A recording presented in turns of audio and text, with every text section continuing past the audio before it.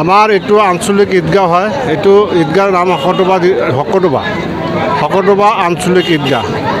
এইটো ঈদগাহত আমাৰ প্ৰায় 10,000 মানুহ একেলগে আমি সমূহে নামাজ আদায় কৰিছোঁ। আগন্তুক দিনতো আমি লাহে লাহে হয়তো আমাৰ মুক্তাদি আমাৰ নামাজি আৰু বাঢ়িব। গতিকে আমাৰ খুবেই ভালে লাগিছে। শান্তি সম্প্ৰীতি জীয়াই থকাৰ কাৰণে আমি একতাবদ্ধ হৈ থাকিম। ইয়াৰ কাৰণে আমি সকলোকে বাৰ্তা প্ৰেৰণ কৰিছোঁ। ভাল লাগিছে। আগামী দিনতো যাতে এনেকৈ আমি নামাজ আদায় কৰিব পাৰোঁ, খুবেই শান্তি শৃংখলা বজাই ৰাখি।